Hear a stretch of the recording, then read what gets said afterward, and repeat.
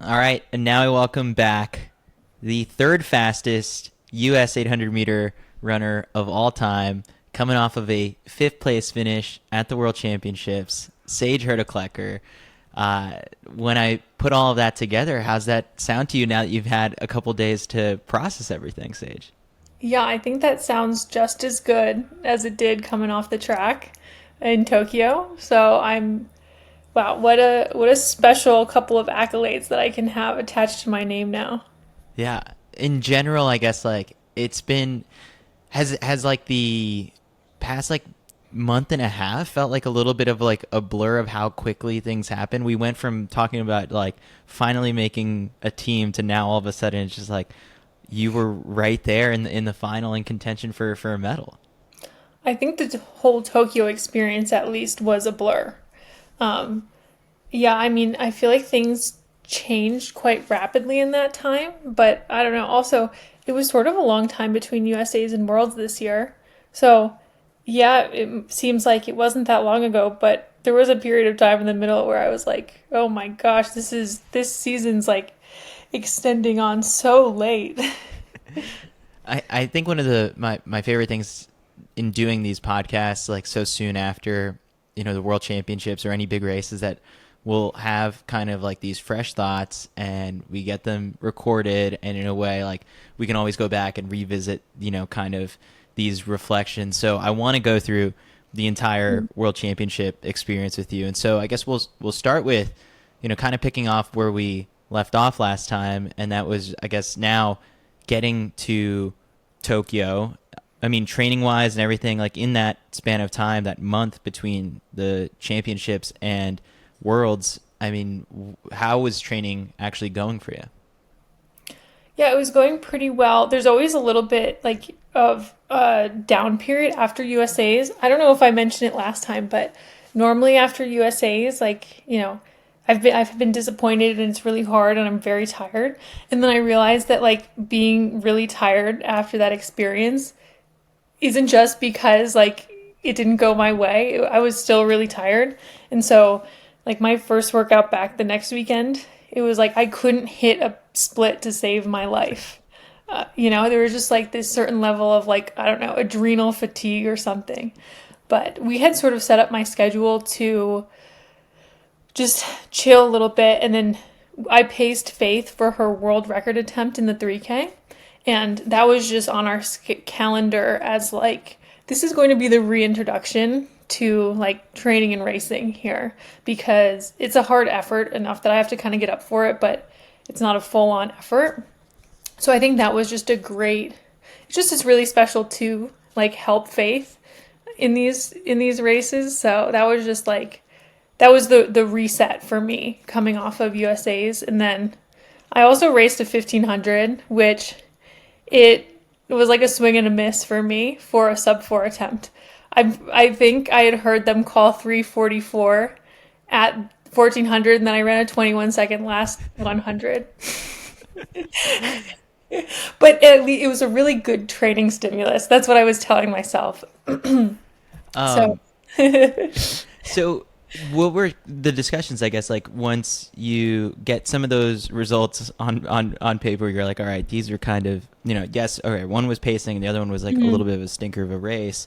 But then when you talk with Dathan and Kelsey about getting yourself back up for the championships, like was there an expectation? It's like, all right, we had to be in 157 shape to make this team in Eugene, but now how do we match that and also get better for the world championship? So like was there a focus on like trying to unlock 156 shape in that month? no, it's more of just we're gonna keep doing what we've been doing. And, there's this accumulation where my I don't know, I want to say my training volume's been fairly low all summer. So it really was just like doing exactly what we would be doing earlier in the summer, but I think you do it for a few months and you're just going to get a little bit better at it. And yeah, we had a couple of really key sessions like once I got back from Europe and before I went to Tokyo that not only it was a combination of like, oh my gosh, I'm hitting paces that I haven't hit before. And also just like the relative effort is a bit lower. And I don't know, I think that, as the season goes on, I get a little better at this. And I think our training's really periodized, like coming from a super distance program. Like I'm not really going to be in peak 800 shape all year just because the legs are too tired to be running quick. And then, I don't know. I think maybe just getting that like burden off of me of making a team, it just, I don't know, unlocks something for me in terms of like not feeling this like pressure about something that's sort of like this big barrier for me. Yeah. If someone were to look at your training, because I guess like I feel like we've never kind of gone in depth where we saw like a little bit of a summary of Sage Hurta-Klecker's 800-meter training in 1 week in this kind of period of time where, all right, it's bulking down for like a championship. What does that look like when it comes to just, all right, the workouts, like where are they structured in the week, long runs, what's your mileage been at, like I guess in the month leading into Tokyo? What does that all look like? Because I feel like a lot of people would be like, oh, now that we've seen that Sage can turn around and run 155, like what did the build up look like? So without giving away like all of Dathan and Kelsey's like secret workouts and all that stuff, but what stands out to you about just how all of that is compiled? Well, I will say, if anyone does want to see everything, I post everything on Strava. Every you workout. are on, yeah, okay. So I'm everyone on knows that Strava. Joe's on Strava and there's threads Yeah. and stuff about everything that he does, but not as much about you. Yeah, I think everything that I've done, like with very few exceptions since like 2021, is on Strava. So if anyone really wants to compile all of that, they can look. But for anyone who doesn't want to do that, I've been running about like 45 to 55 miles a week. And like in this period of time between USA's and Worlds, I got up to 55 miles, which was the most that I'd run since June. And then like especially in the couple weeks leading into Tokyo, things shifted where we were taking 2 days between every single session. Where normally there would be sessions where we only have 1 day in between, or things are a lot closer together. But we were sort of just workout, 2 days workout. I did one fartlek right after I got back from Europe, maybe like a month ago. But since then, it's been just all track workouts. What's your, I guess when you're running 50 miles a week, like what's your long run at? Like 10 miles. Okay. Yeah, when I'm running 50 miles a week. Wow. Okay. So, I mean, in the buildup for USA is pretty similar as well. Yeah, I think too, because we did like 1 or 2 racing blocks going into it. I don't think I ran much more than 55 miles. Maybe it was trending just overall a little bit higher, like more towards that 50 to 55. But yeah, I don't think I've run much more than that since maybe May. Yeah.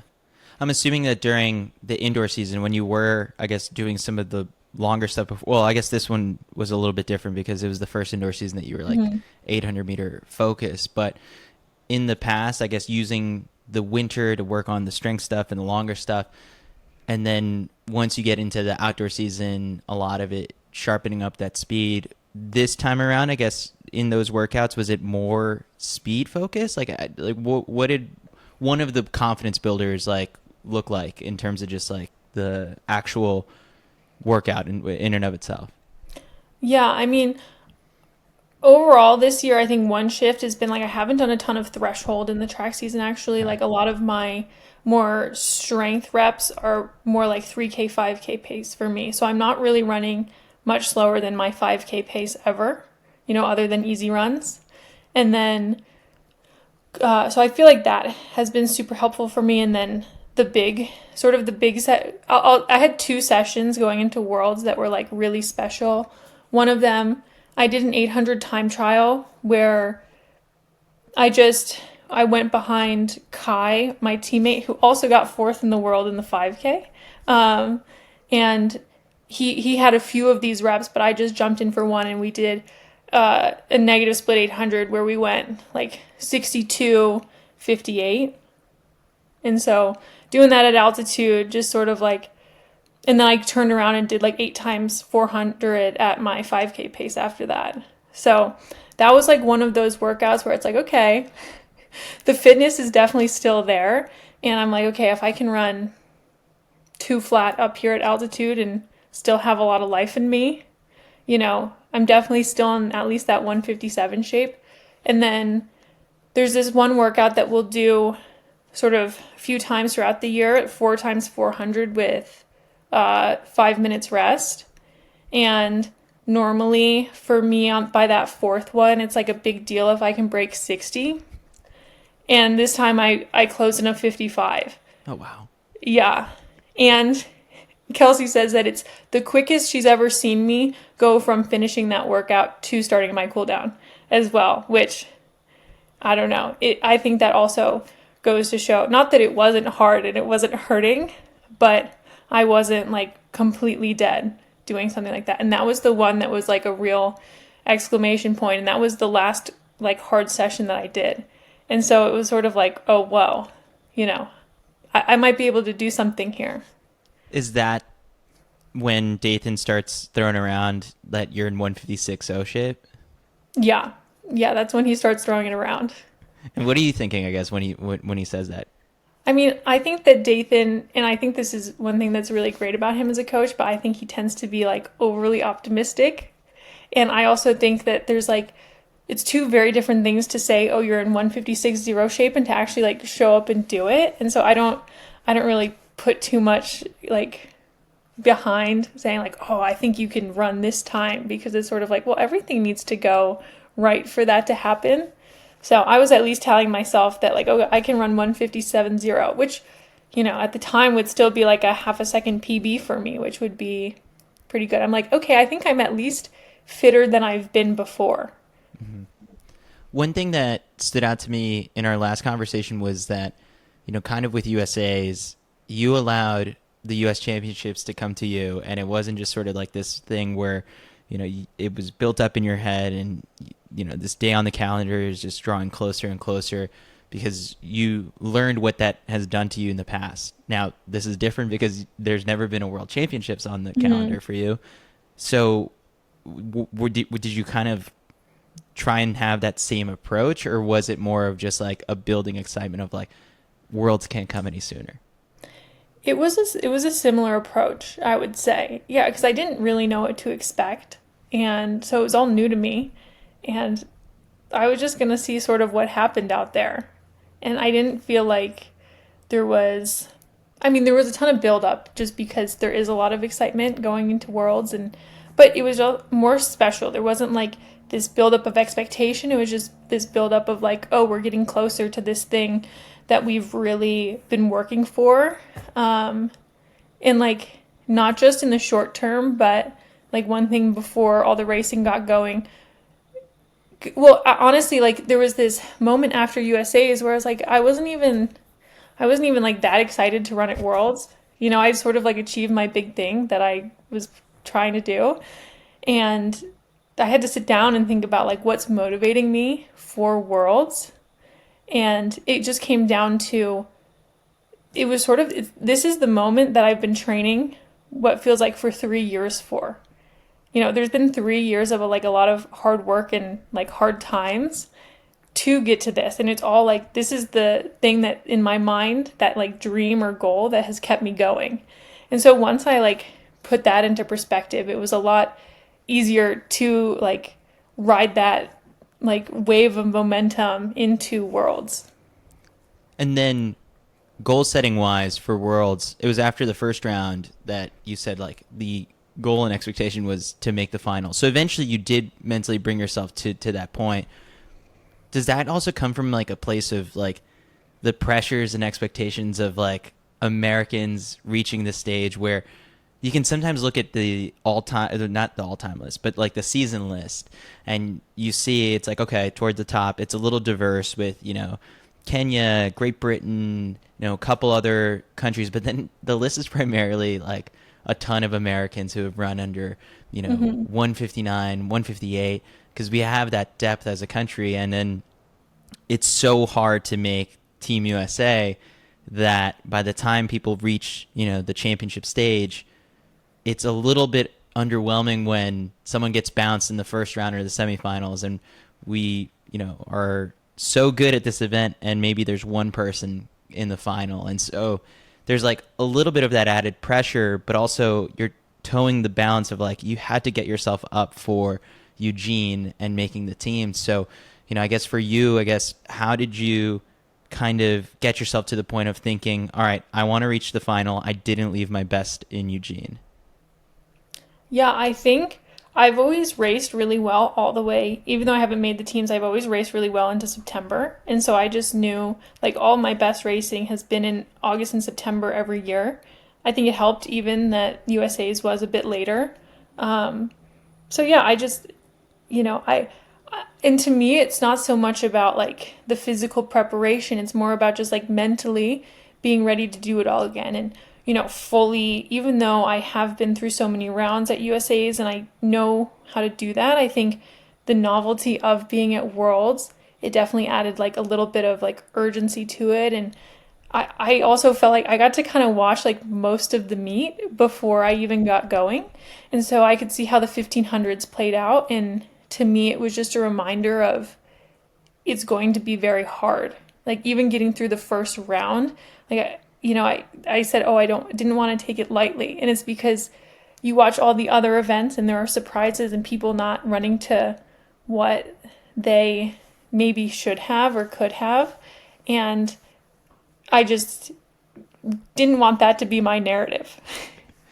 At the same time, you're in the second half of the World Championships, and so you got to feed off of the team success that was happening with, George becoming a world champion. What did that do for your own sort of confidence? And at the same time, just as a teammate who's been there from the very beginning of when this team formed, and he was one of the cornerstones of getting this whole thing started, it's like you were able to see that whole journey. Yeah, it's really cool because that was also how our team kicked off the whole thing. It's like, oh my gosh, our first person in the final is a world champion, which, that's just such a high. And that's not something that you really look and you say, oh, I need to replicate that. Because it's more of just like, wow, in George's like trajectory this year has not really been linear, but I've sort of had a front row seat to how like disciplined and dedicated he's been, even when he hasn't been racing or like running on the ground. He's sort of done everything to get to that point. So that was just really cool for him. But then, once we started to get like more people to the finals and a couple sixth place finishes, it sort of starts to add that pressure of that group mentality of like, well, I can't be the one that like, I don't want to be the one person who's not in their final or the one person who's not like competing up front at their final. So there's a little bit of peer pressure there for sure. And actually the first thing I thought when I crossed the line was at least I did better than sixth. So I could say that I did better than Robert and Josette. And then Kai was watching underneath because they were right after us. And he said that once I got fifth, he was like, oh, I got to show up, because he also was like, well, I can't be the one guy who doesn't like perform here. So I think like by the end, it was definitely some peer pressure of we got to be dialed in here. I guess from a behind the scenes standpoint that maybe the fans are curious of is like how much like team interactivity is there during World Championships, or is it, you guys are pretty separate at that point because everyone's got just kind of like crazy schedules, and so how much time are you checking in with coaches and then seeing your other teammates throughout the Worlds?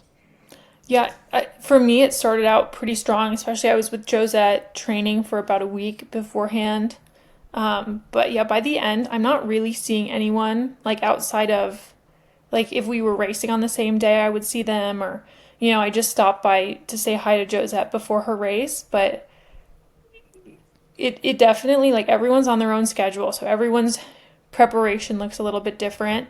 And then I'm just like very dialed in on what I'm doing. But, you don't really need to be seeing someone every day when you see them every day the whole year to be excited about what they're doing. And, there are team group chats too. Yeah. So that are celebrating everyone's accomplishments. So it's just, it builds around everyone, even if I'm not seeing them. Plus, being from different countries. Everyone's like a little bit in a different system while they're at Worlds. Yeah. All right. Fun question before we get into the races. I mean, Mm-hmm. did you stay in the team hotel? Because I heard this was like it was one giant cruise ship of like every single country and every athlete staying in one place. Where, I mean, the horror stories coming through of just like food not being great, elevators taking 45 minutes to just like go up and down. I mean, what what was that like? I guess having to deal with that also outside of competition. Yeah, I mean, I stayed at that giant hotel, but then like by like a weekend, because I went in probably 10 days before my race. By a week before, or by like a weekend, I was like, okay, I need a change of scenery here. So I actually booked a different hotel, like just for the duration of my races. And it was really funny going into it because I was like debating with myself, like, how many nights do I book it for? Because I was like, well, there's if I get out in one of the first rounds, there's no point in me like paying to stay at this different hotel, but like I don't want to sell myself short. So it was a big back and forth for like 24 hours about what I was going to do. But yeah, it was definitely, the rooms were so small. It was like one of the first days that Josette and I were there, we had one of our like team physios like set up their table in our room, which is tiny. It's like between our bags being out, it was like you would be sitting on the bed waiting for treatment, and then you would just have to like crawl from the bed onto the like treatment table. There was no room. It was a lot of like close quarters time, and then every time you left and went into the lobby, it was like a full on onslaught of like hundreds of people. Yeah, so it for me, I wouldn't say I have a horror story, but energetically, it was a lot. Yeah. No, I think a lot of the athletes who ended up doing well kind of did the same move of just like finding a place to stay Hmm. outside of it. All right, so let's get into the races. So in at USA's, you told me that you used the first round to kind of wake yourself up and remember, okay, this is the US Hmm. championship. So this time around, was that also the case? Because it was a 158. You finished second, and you were controlled, comfortable, and then afterwards, like when you came through the mix zone, you said that you felt like you had a bunch left in you. But Hmm. what was it that you took away from that first round? Yeah, for me, like what a big disappointment at Worlds would be getting out in the first round. So I took it really seriously. And it was just good because it was my first 800 that I really raced in like, I don't know, 5 or 6 weeks. And I crossed the line, and my initial reaction was, oh, that wasn't as hard as I thought that it might be. So I think that just set things up really well from there, of because it was that little bit of novelty of like, I don't know, like at USA's, I said that I wanted to set the tone, but for me there is a little bit of autopilot in that first round because I've run that first round, since 2021, made it through, and so I kind of know what to expect. I know what people are going to do, what I need to do, but I was thinking of it like, okay, well, the level of competition is going to be a bit higher, and I don't know how high and like how many people are going to show up. Did you feel like you had a little bit of an extra like edge in your back pocket of having like the compiled Diamond League experience of like the last 2 years where yes, like in the US it's so much easier to pay attention and know everyone who you're competing against. And then Mm-hmm. sometimes at these world championships you might have someone in one of these rounds that you're like, have I ever raced that person before? Like what's their season's best? Like how are they going to do? But for you, I Mm-hmm. guess like you got your exposure to that over the last 2 years just racing internationally a bunch. Yeah. So, I mean, I've a lot of these people I have raced against, or I'm very aware of what they're doing. And I think the biggest thing was more like going into the final, and on the line they're saying everyone's accomplishments, and literally everything is like these people are world or area medalists. And then my thing is like, oh, she's a two-time NCAA champion. That's my, and at this point that was like 6 years ago or something, or no, not that long, like 4 years ago. Um, and I mean, actually, one of those is from 2017. So like literally 8 years ago. But going through the Diamond League, and in 2022 I got third at the final, like having that experience helps me feel like, no, I do belong here, even though I haven't had like maybe some of the same opportunities as these other women. Because, otherwise it could be pretty intimidating to toe the line against people with such crazy accolades. One thing that stood out to me, maybe it wasn't after the first round, but definitely in the final and the semifinal, when they did show you just sort of on camera and they announced you to the whole stadium, a lot of people are like waving to the crowd, smiling. You've got this locked in look. I guess what is going through your mind, I guess, right before in those intros, because it's like you, I think, appear to be the most serious in the entire race. Yeah, I think that's just my disposition to begin with. I tend to be very serious and have a little bit of a mean mug at all times. But for me, especially like that semifinal, that felt like a little bit of like this is the moment, this is do or die for me. And I'm really trying to make sure that my energy is like high enough to sort of like do what I need to do out there. And that's not necessarily like my favorite moment of racing. It's like for me, that's that like getting ready on the line. That's sort of a reckoning in some ways. When they came out with the heat sheets for the semifinals, I guess, what did you think of the draw that you got? And I guess like talking things over with Dathan and Kelsey of just sort of, all right, what's the plan from here? Yeah, I mean, my first thought, I was like a little bit intimidated because I think they do the seating based on season best. And so my season best was about a second slower than my personal best. And then Jess Hull hadn't really run that fast. So I think just the way that it worked out, I was the fifth fastest personal best in my race, which is very, I don't know, it wouldn't have been that way in the other two heats either.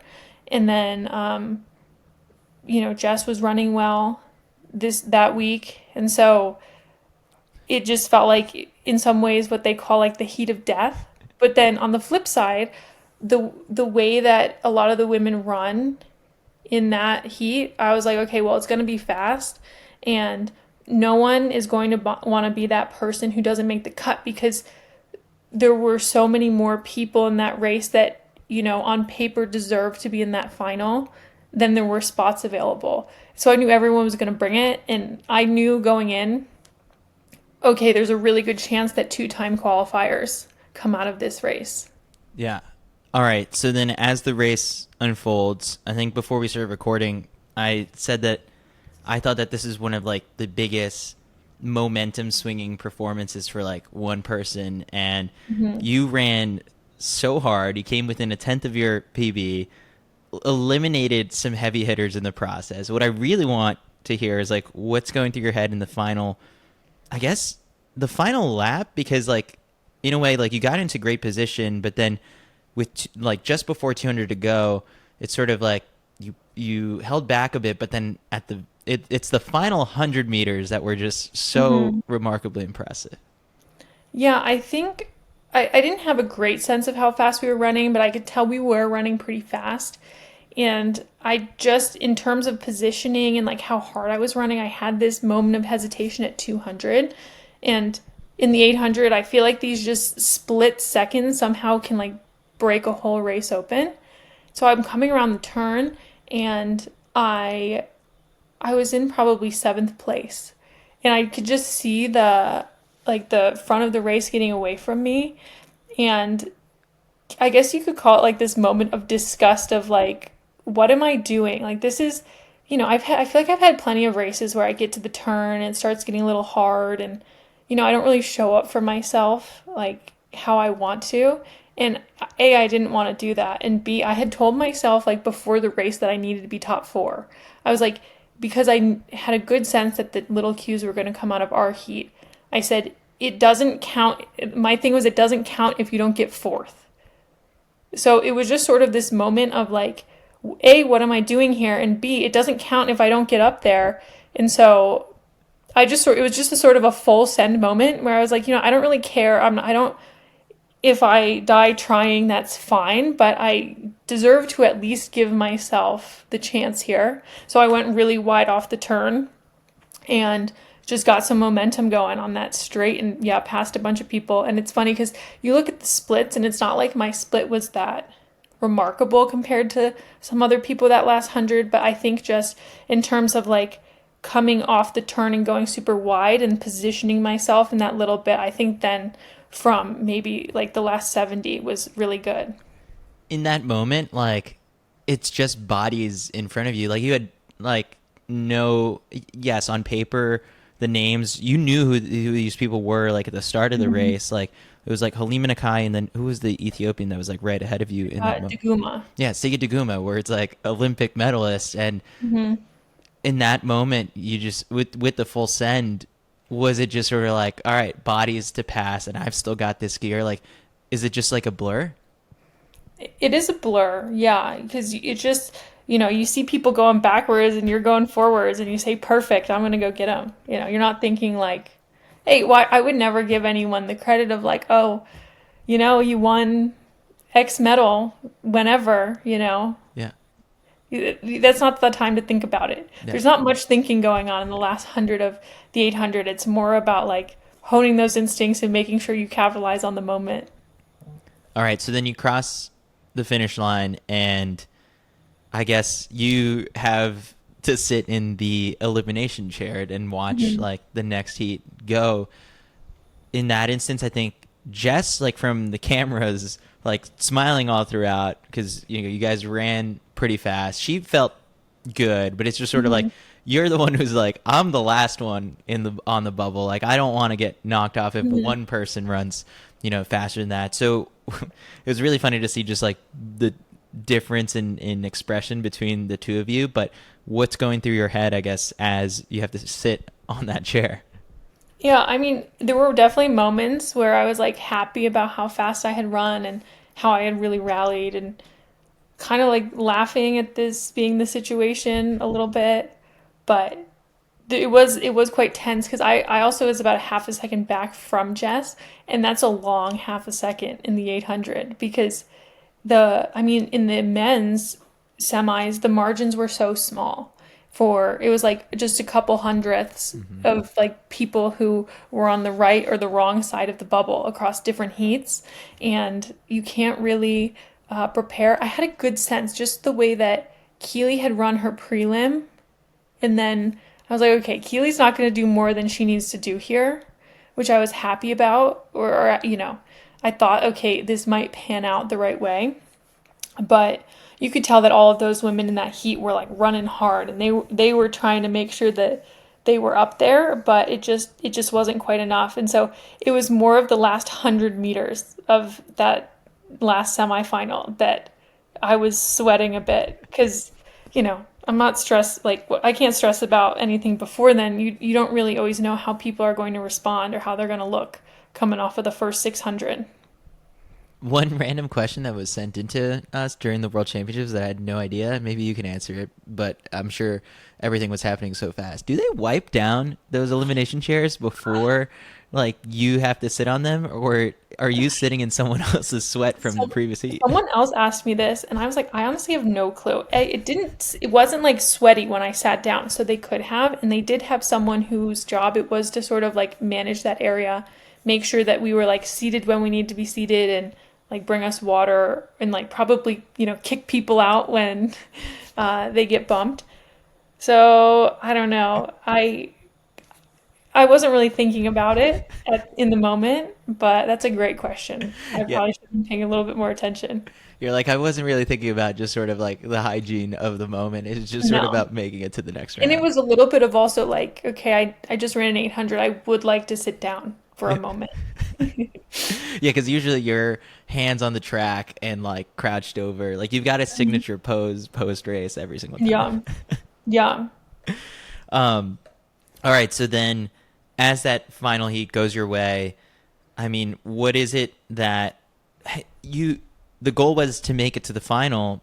You check that box, and is it just sort of like, now what? Like once again, you're just sort of like having to find what the next goal is. Like, does it you had nothing to, well, you had to treat your semi as your own final, but then once you got that done, I guess, how did the goal shift once you got to the final? Yeah, I mean, once I made the final, that was like the first time. You know, a lot of people, it's like, oh, I'd love to medal at Worlds. Literally, the first time I'm thinking maybe I could medal at Worlds is like 36 hours before the final.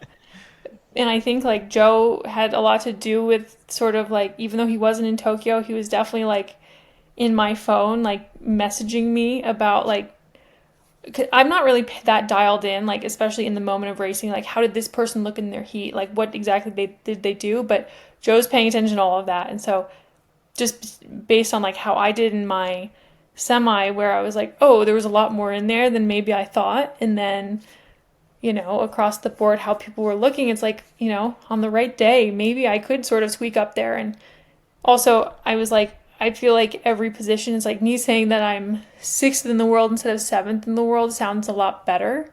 So there was just sort of a lot to go out there and run for and just try to like get up as far as I can. And in the 800, a lot of those sort of positions are earned at the very end. So I was just like leaving it open to see what happened.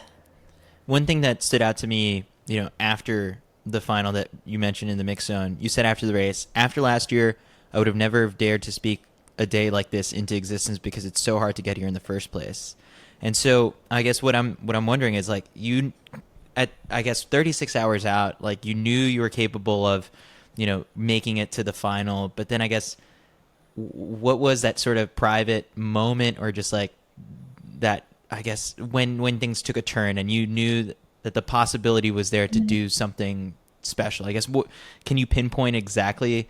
Like, was it on the cool down after the semifinal or back at the hotel? Like, when did you start to finally allow yourself to, daydream about the final?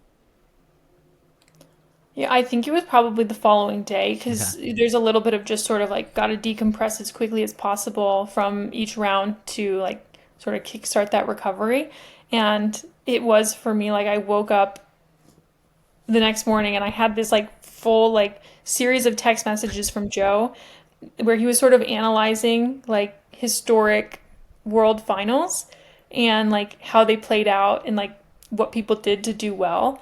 And sort of was coming together too because it's also a lot of pressure, like not just for me to show up to a world final, it's pressure for everyone. People have a lot of expectations on them, and sometimes everyone shows up, sometimes people who you expect to show up in a big way don't. And you just have to be ready to do like the best that you can and sort of capitalize on anyone's sort of moments of weakness to accomplish something. And so I don't know, it just felt really wide open. Like not like there weren't people who are favorites, but sort of wide open in terms of like the possibility of like what I could do. Yeah, I I love that for Joe in between probably like doubles and stuff, and because like you're probably sleeping through the middle part of his day, like he's just at home on YouTube watching races, pouring through results, and then sending like these observations over. Yeah, and it really helps because I don't know if that's something that I really want to do, especially in between rounds, because in some ways I'm like, I just want to not think about racing for a moment. Did you think that because this was just sort of like something that we talked about in between the semifinal and the final, that there was going to be a little bit of like a fight for who was going to try and take control of the race in the front? Because it's like Mary Mora had looked good, and she tends to really like to do that. And then last year when Keeley won gold, just because she happened to be like the fittest of everyone in the field, that she was able to get out in front and control the race from there. And so expectedly, like it ended up being the two of them fighting for just sort of like that pole position. And so what did you and Dathan and Kelsey kind of draw up as a plan to allow that to happen, but then at the same time remain in contention with, the rest of the medals in that pack? Yeah, I mean, I fully have the expectation, especially at this level of race, like my first 200, I'm gonna feel like I'm getting dropped. The margins are like they feel and can look quite large because everyone's running so fast. I'm really only like maybe half a second behind everyone at the 100, but when you're going that quickly, that's a big half a second.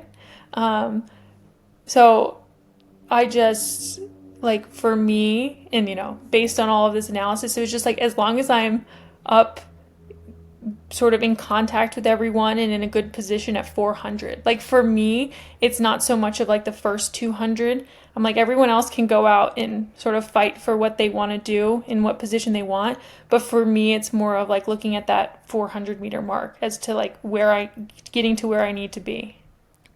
So where was it that you wanted to be at that point? Top half-ish or like, not in the back. For me, I also sort of like running a little bit more to the outside because you're not going to get trapped. Also, when you're coming from far back, it's hard to get up onto the inside. So yeah, just sort of tucked in, but like in the thick of things, like sort of in contact with the front of the race. When you described sort of like the last 100 meters of the semifinal as like a full send, then this time around in the final, when after 400 meters, you're still right there in contact with the leaders, and they're starting to make their move. What's like if the semifinal was a full send, then what was, I guess, the hearing the bell in the final for you? Yeah, I mean, the semifinal was that full send in the last 100 meters, but I think almost having that moment of, I don't know, weakness or indecision at 200 in the semifinal, it was, to me, that was like a key inflection point. Like getting into positioning the first lap, that's a little bit like routine for an 800, but for me, that like critical moment was definitely going to be with 200 to go. And I didn't want to falter in any way, like I felt like I had in the semifinal. And, that was sort of what I was gearing up for. And I thought, as close as I can stay and then just be ready for it to be like an onslaught because everyone is sort of like kicking and giving it their all at that point. So then obviously like a foot race ensues between Lily Nodira, Keely, and Georgia up in the front. And then for you at that point, once they start to go, is it just sort of like holding your place and defending that spot? Because in a championship, like anything can happen in the, you don't want to get passed for seventh at that point or whatever it is. Yeah. Yeah. I mean, for me, it wasn't like I was not looking backwards at all. I had Mary Murrah up ahead of me, which she had sort of been up with that group who was competing for the win and then was starting to fall back. So that was a very easy like target for me. And so at one point I had gotten up into fourth, and then yeah, Sarah Murrah had ended up like getting me right at the end. But yeah, for me it was just about looking forward. And then it's up, once Sarah Murrah came up on me, it was a little bit of getting to the line because there were only a few meters left anyways.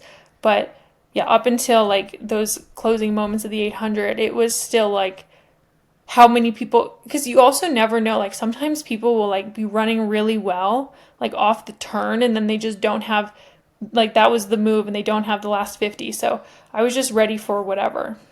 Yeah, and with Mary Murrah, you just never know because she's always like kind of leaned back the whole way. Yeah.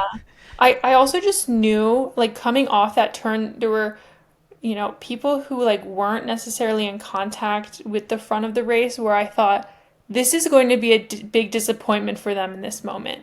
And I feel like I can capitalize on the fact that they probably wanted to medal and they're not going to. Mm-hmm. That's what I'm thinking about is like, for me, anything is good here. And for some of these women, not medaling is a huge disappointment. And like in it's really hard to push yourself when you're already starting to feel the hurt of like not achieving what you want to do. Like for me, in a big way, like that moment was like coming down the last 100 at the Olympic trials last year, where I had actually run like a really good 700 meters, but I saw where third place was and it was just too far away. And so I think that, not that I'm thinking that deeply about it, but I just knew that there are these inflection points, especially in these major championships, where it can be a gut check. And if you're ready to really go, good things can happen. I guess that this was something that someone brought up like on our stream, like in the YouTube chat, that there was like Kenyan team tactics happening with just kind of Mary serving as a pacer for the whole thing. I mean, I don't know, because like they're not all like in the same training group or anything like that. Mm-hmm. And the way it kind of panned out, you could read into it just like because they're all in the same country panning out in that way. But was there anything, I guess, like in the call room, the warm-ups that you noticed of like the three of them together at any point? Because I was honestly, of all the shocks, right, of Lillian Odira upsetting, Keely for the gold, I thought it was more surprising that Sarah Moraa was, in shape enough to finish fourth, because she had a whole roll of KT tape, like basically all over her leg. I didn't understand, and she was I like on the know. ground in the semifinal. Yeah, like borderline, it was like, is she going to be able to race this final? Like she was still entered, but I was like, in some world, I was like, there's no way that she's getting through an 800, let alone running like another second and a half faster than she did in the semi, that didn't really make any sense to me. Just like, I wouldn't have predicted that in any way. They're definitely like, they all know each other and Yeah, they're warming up together, doing their drills together at the warm up track.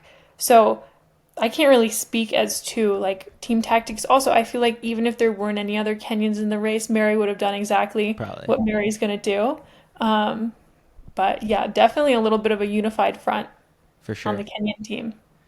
All right, then one of the best moments is, the moment you cross the finish line and the look of shock that you had, I guess, once your name popped up on the board with the time. What was it that, I guess, like led to such a jaw-dropping, reaction from you?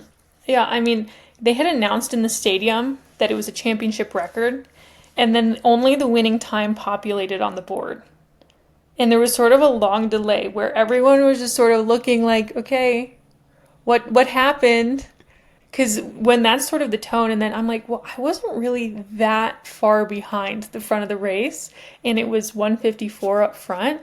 And so I was hoping, oh, this is going to be a fast time. This is definitely a PR. But I think just seeing that 155, which, as we said, Dathan had put into my head like 156 is possible, but never has 155 come up really. So just seeing that was like, oh, whoa. And that's such a big time too. Like I didn't know where it fell in terms of like the US leaderboard, but that's just a really serious 800 time.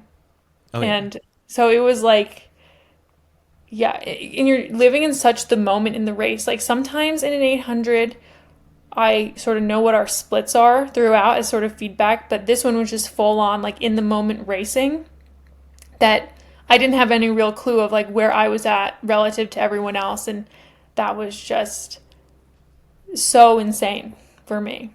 You skipped over the 156s entirely. Yeah, my mom's joke is that because I tend to be like very strong-willed and I'm a little bit of someone who like if someone tells me to do something, I'm gonna like specifically not do that. And so since Dathan said 156, my mom said I had decided that I just wasn't going to do that. I like that.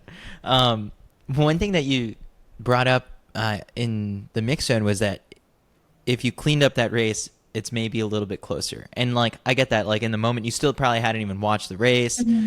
In the sport, you are your own harshest critic, like everyone individually. But I guess when you've gone back to rewatch the race, like what are those areas that you're like, oh, I wish I would have done this differently, and maybe the gap would have been a little tighter. Yeah, I don't think I would do anything differently because I think that I ran a race plan that really works for me.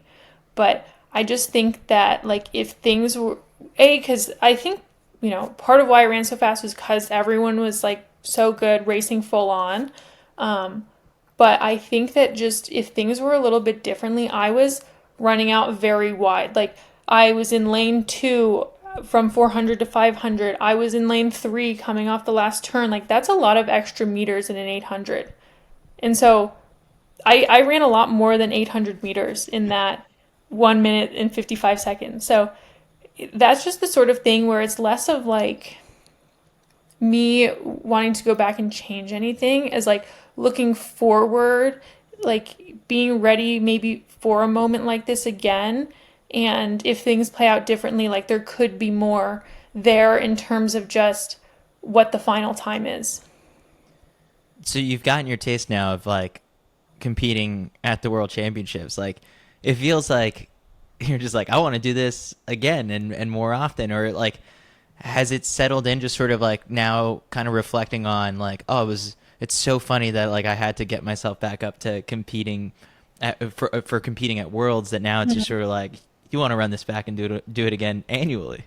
Yeah, yeah. Obviously, that's the big goal now. And for me, this was sort of like within the world of sport, a little bit of like a life-changing performance for me.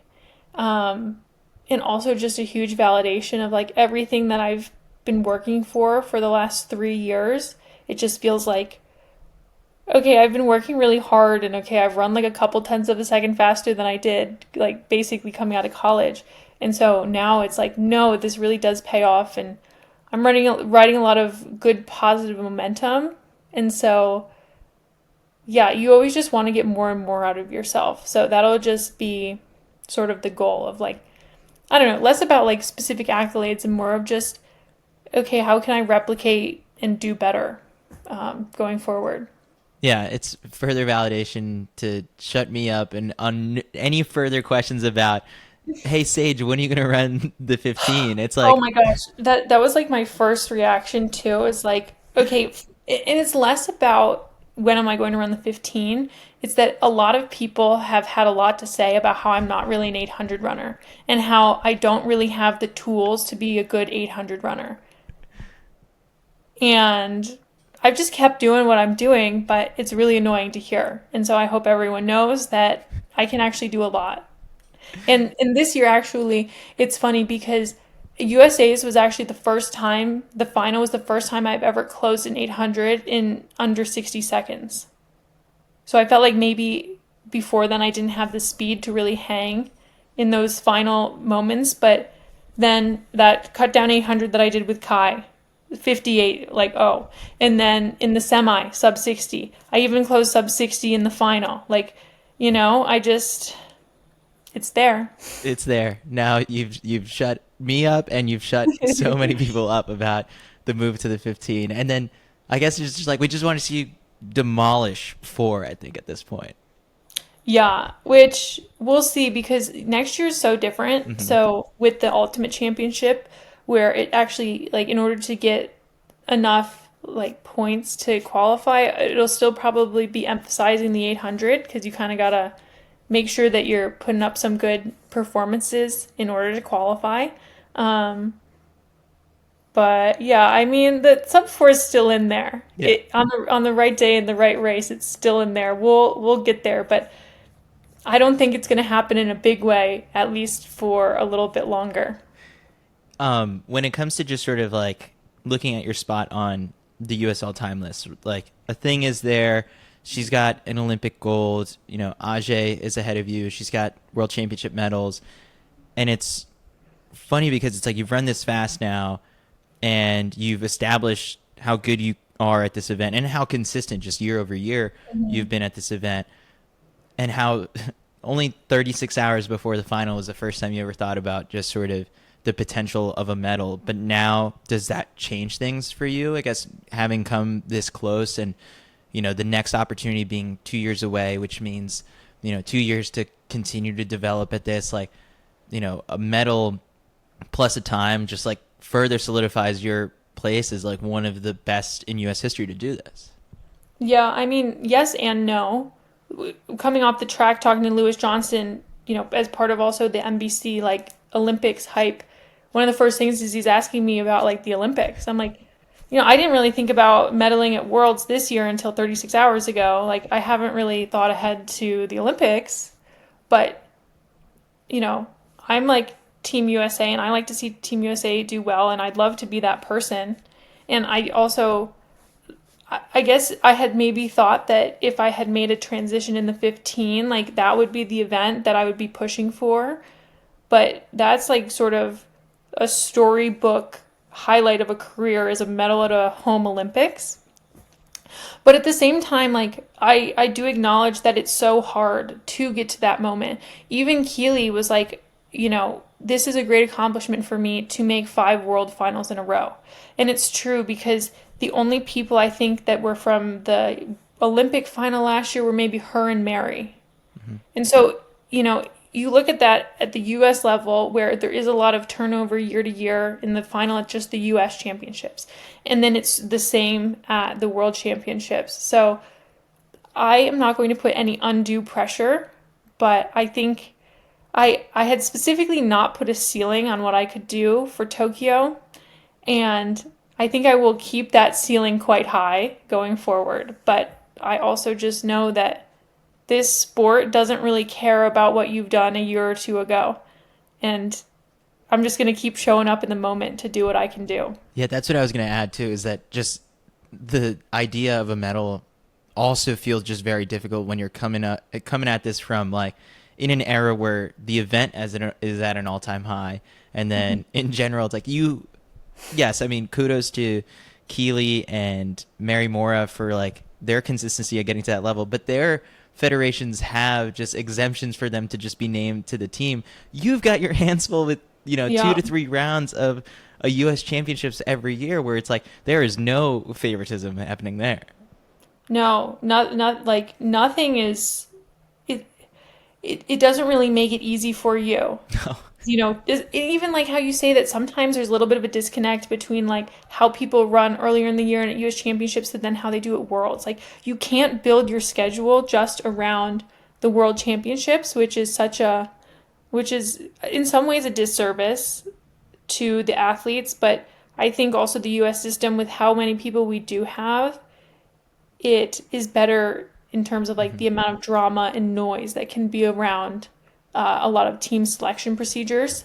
So I'm still all for the top 3 at the US championships, but yeah, it definitely is just an added challenge to have that sort of consistency. Is like you kind of have to go through similar like level of competition to like a first round or 2 at worlds before you even get there.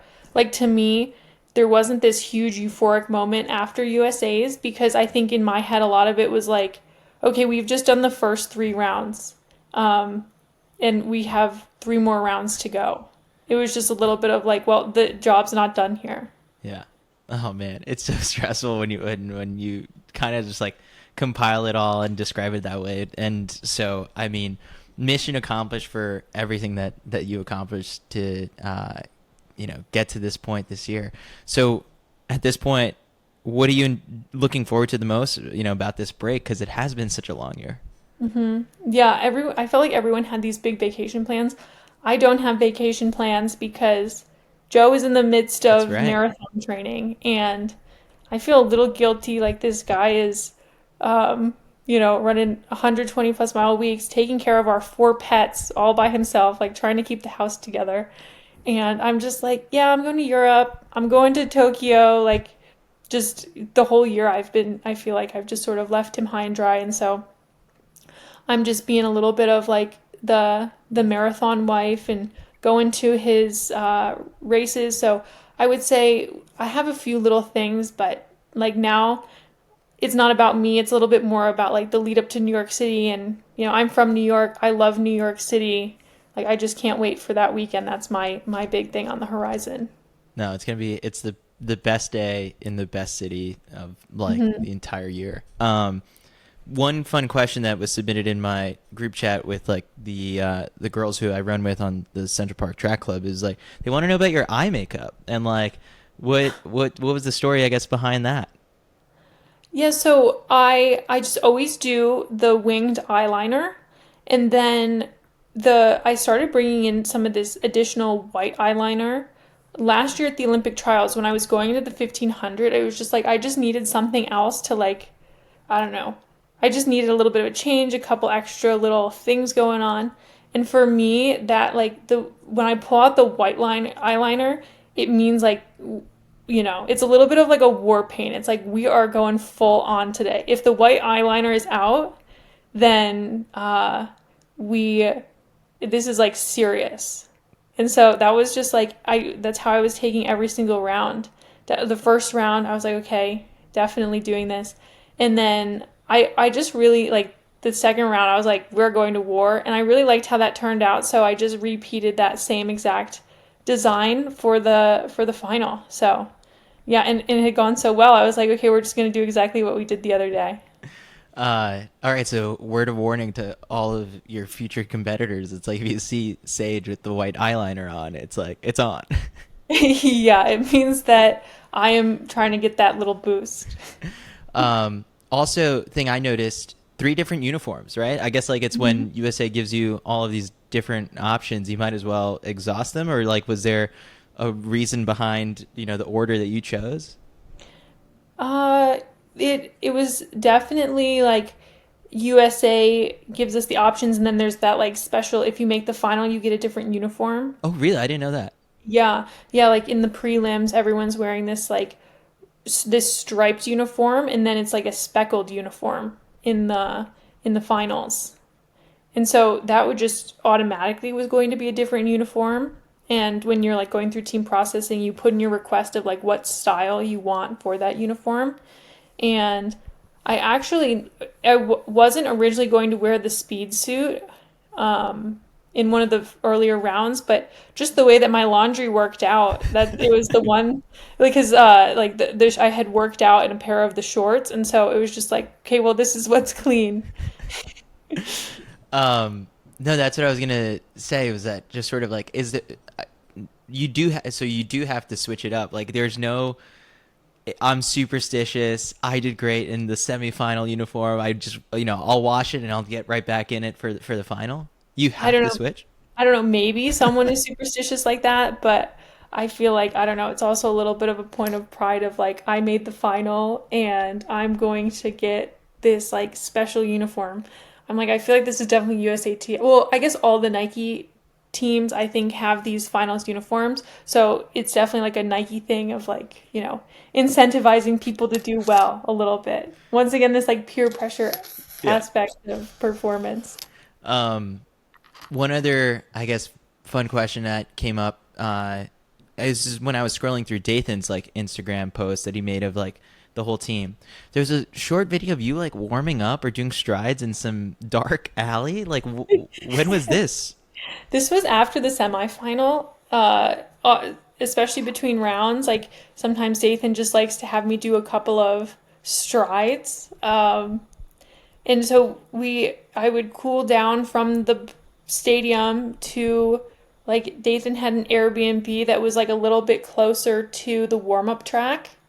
And so this was just some like random alley that was sort of like the clearest, and it was only I it was these strides were only 9 seconds long because it was not very long alley.